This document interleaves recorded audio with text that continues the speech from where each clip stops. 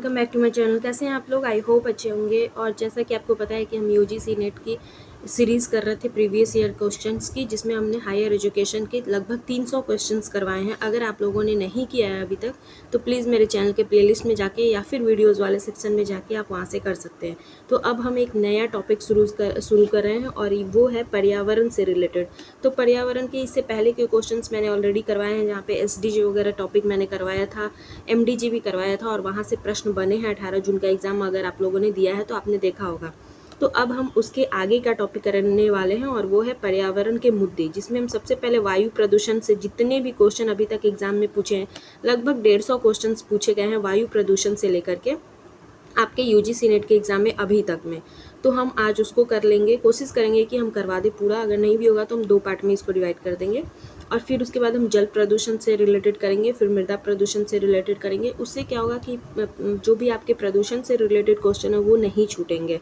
तो I hope आप लोग समझ गए होंगे। चलिए अब स्टार्ट करते हैं इस सेशन को। तो सबसे पहला हमारा 61 नंबर क्वेश्चन है कि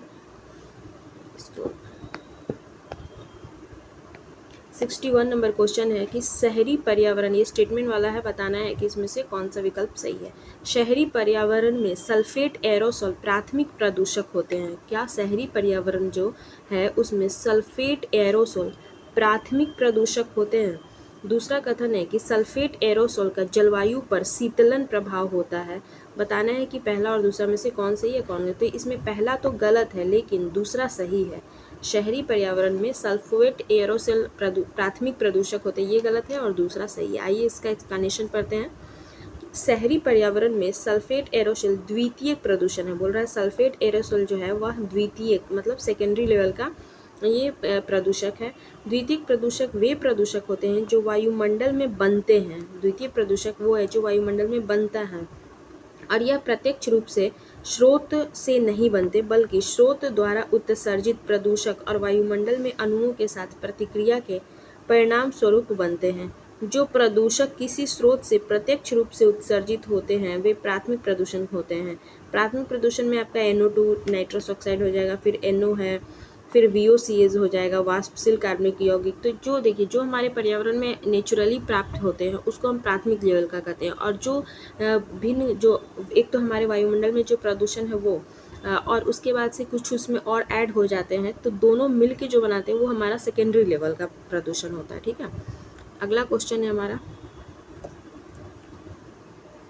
62 नंबर क्वेश्चन हम बाद में देखेंगे, पहले 63 देखते हैं। सतत जैविक प्रदूषक, सतत जैव प्रदूषक को जिसको हम POPs के उदाहरण है, ये बताना है इसमें से कौन POPs के उदाहरण। ये भी क्वेश्चन एग्जाम में पूछा गया है, POP का फुल फॉर्म इनफैक्ट पूछ लिया गया है।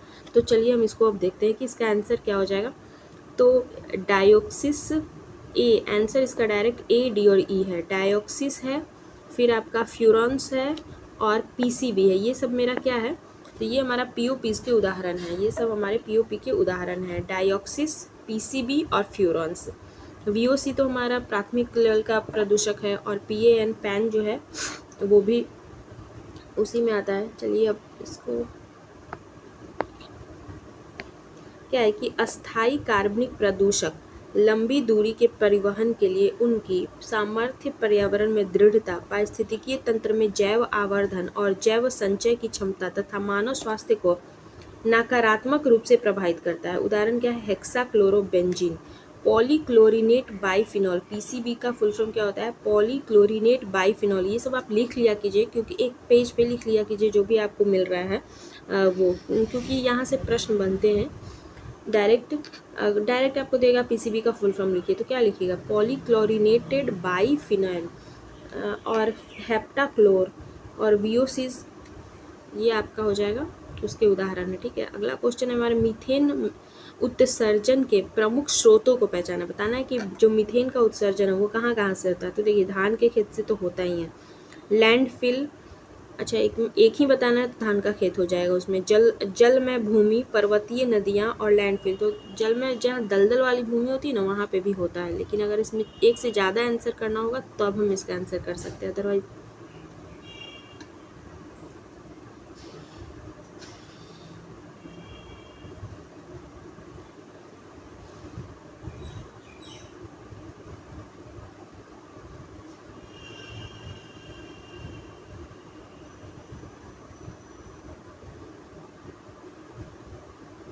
देखिए इसमें था ऑप्शन में, इसका जो विकल्प दिया हुआ था वो ABCBCD और ACD दिया हुआ है, तो उसके अकॉर्डिंग हमारा लैंडफिल हो जाएगा। दलदल वाली भूमि में मैंने बताया, धान के खेत में, और जलमय भूमि, जो भूमि जो है जहाँ पे जल से भींगा हुआ रहता है वहाँ पे मीथेन निकलता है, तो ये हमारा सही है।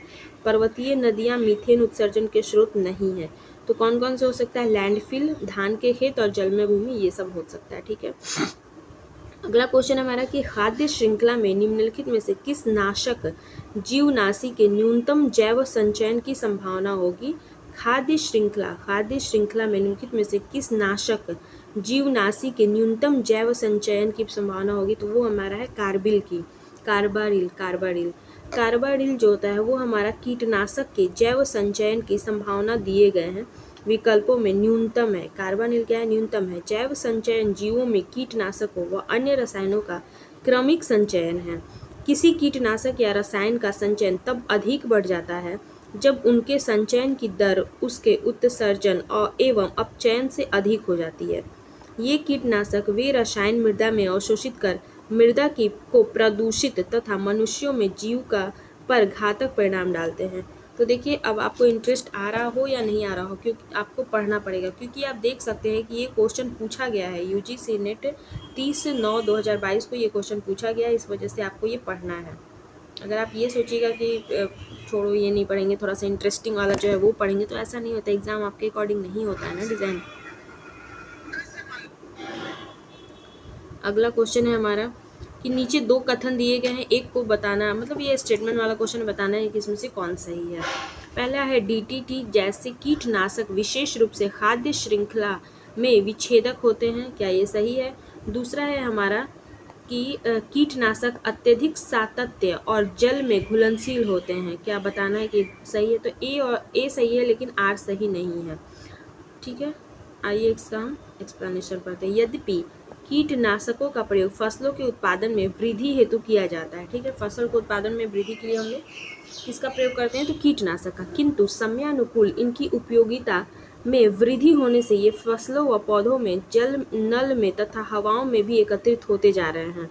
परिणाम स्वरूप ये खाद्य श्रृंखला में विच्छेदन कर मानव के साथ ही जीव जगत के लिए हानिकारक होते जा रहे हैं। देखिए कीटनाशक डालना अच्छी बात है, लेकिन अब इतना ज़्यादा बड़े पैमाने पर लोग यूज़ करना शुरू कर दिए ना कि ये अब हानिकारक बनता जा रहा है। कीटनाशक जल में घुलनशील होते हैं।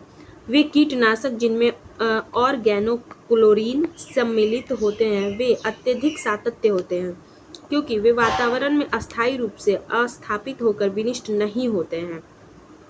इसलिए कथन ए सही है, लेकिन R सही नहीं है। ठीक,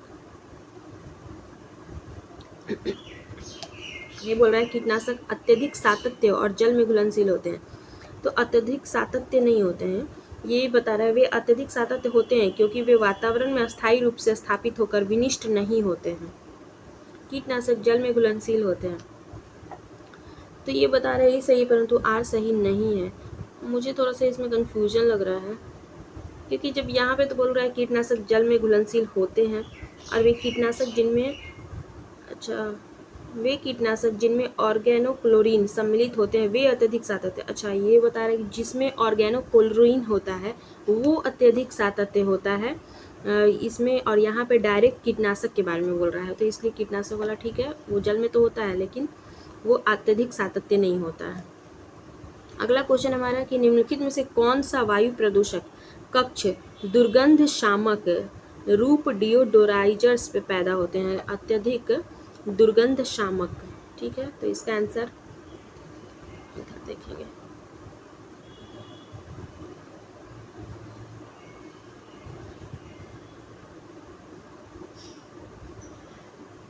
वाष्पशील कार्बनिक यौगिक वायु प्रदूषक कक्ष दुर्गंध शामक से पैदा होते हैं, कौन सा? तो वाष्पशील कार्बनिक यौगिक, जिसको हम VOCs भी बोलते हैं, वो कक्ष दुर्गंध शामक से पैदा होते हैं। कार्बनिक यौगिक कार्बन के रासायनिक यौगिकों को कहा जाता है। कार्बनिक यौगिक क्या है? कार्बन के जो रासायनिक यौगिक हैं उसको कहा जाता है।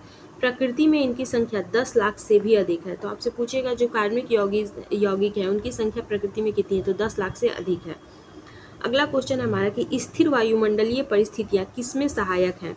तो हमारा वायु प्रदूषकों के संचयन में जो स्थिर वायुमंडलीय परिस्थितियां हो जाएंगी वो वायु प्रदूषकों का संचयन में सहायक हो जाएंगे। वायुमंडलीय स्थिरता यह निर्धारित करती है कि वायु ऊपर उठेगी या नहीं, यह तूफान का कारण बनेगी, डूबेगी या साफ आसमान का कारण बनेगी। स्थिरता शुष्क और संतृप्त रुद्धोष्म ह्रास दर और पर्यावरणीय ह्रास दर पर निर्भर करता है। स्थिर वायुमंडलीय परिस्थितियां वायु प्रदूषकों के संचयन में सहायक होती है। देखते हैं जिस दिन हवा नहीं चलता है, एकदम हम बोलते हैं कि एकदम मौसम को पूरा ह्यूमिडिटी भरा रहता है, तो उससे पता चलता है कि अब बारिश होने वाली है।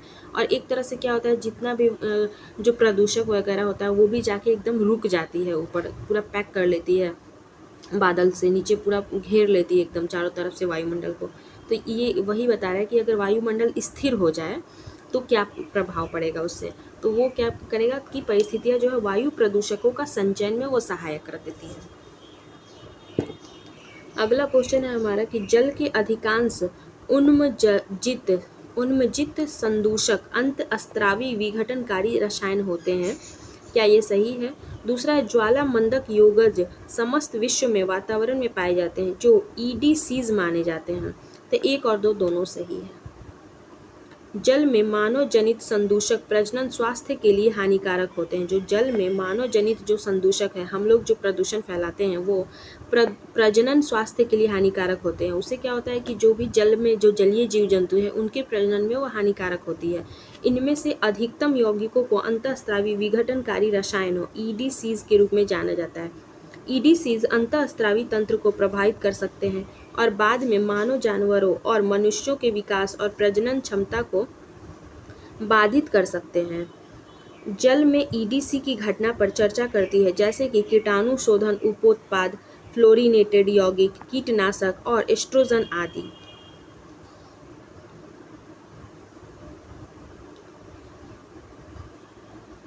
कीटनाशक एस्ट्रोजन आदि ज्वाला मंदक योजक समस्त विश्व में वातावरण में पाए जाते हैं और ज्वाला मंदक में रसायनों का एक विविध समूह शामिल होता है जो इलेक्ट्रॉनिक उपकरण, कपड़ा, प्लास्टिक, पॉलीमर, कार उद्योग में निर्माण सहित कई अनुप्रयोगों में उपयोग किया जाता है। इन सभी से निकलने वाले विषाक्त पदार्थ को अंतःस्रावी विघटनकारी रसायनों के रूप में भी जाने जाते हैं। अतः कथन एक और कथन दो दोनों सत्य है।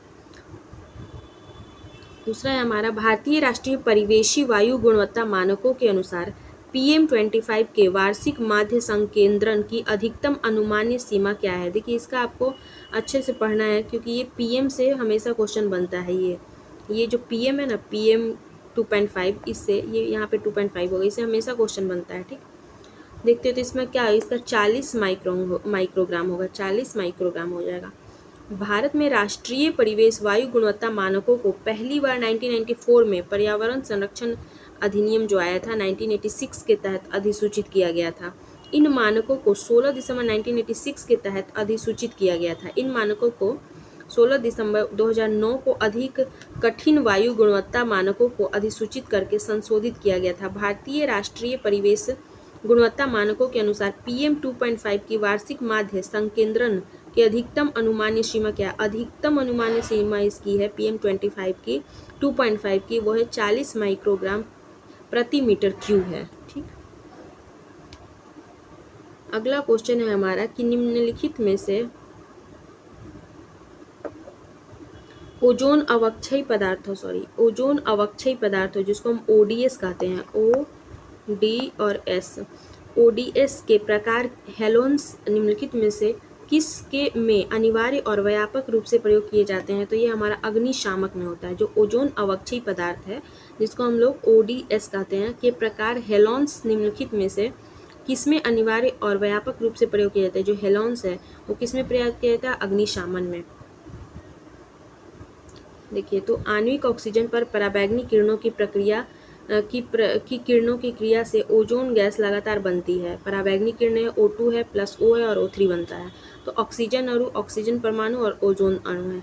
यह समताप मंडल में आणविक ऑक्सीजन में भी निम्नीकृत होता है और समताप मंडल में ओजोन के उत्पादन और निम्नीकरण के बीच संतुलन होना चाहिए। हाल ही में ओजोन अवक्षयकारी पदार्थों की वृद्धि के कारण संतुलन बिगड़ गया है।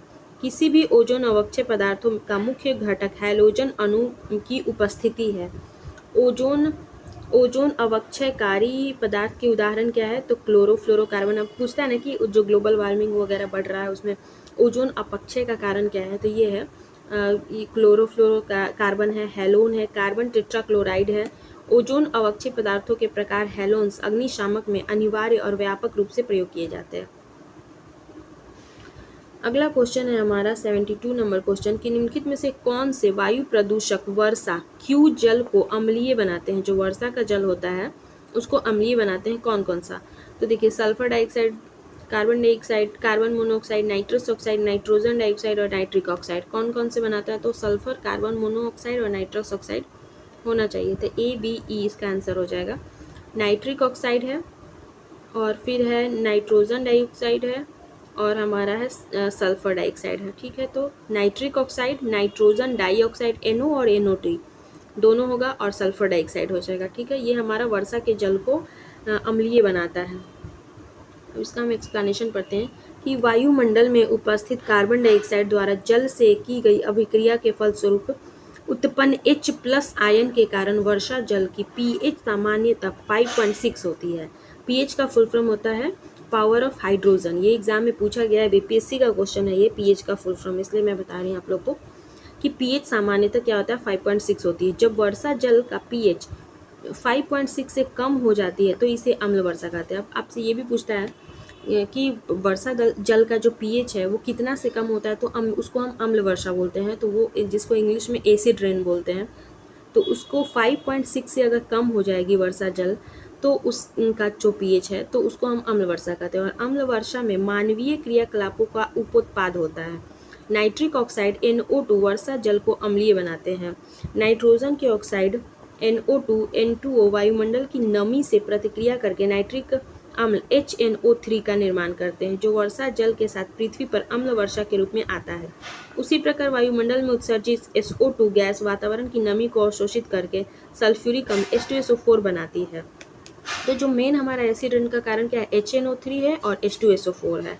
अगर आपको कहीं NO2 और N2O ये सब नहीं भी लिखा रहे ना तो आप समझ जाना कि HNO3 और H2SO4 है, तो आप उसको आंसर में टिक कर सकते हो, क्योंकि ये नाइट्रिक अम्ल बनाती है और उसके बाद हमारा सल्फ्यूरिक अम्ल बनाती है, जिससे कि आपका अम्ल वर्षा होता है। यही सल्फ्यूरिक अम्ल वर्षा के साथ धरातल पर गिरता है तो उसे अम्ल वर्षा कहते हैं।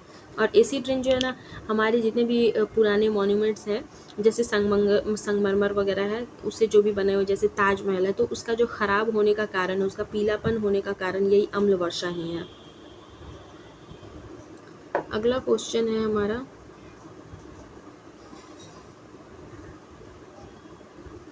73 नंबर क्वेश्चन है कि निम्नलिखित में से कौन सा एक द्वितीयक वायु विलय एरोसोल है? द्वितीयक वायु विलय एरोसोल है वो क्या है? सल्फेट के कण है।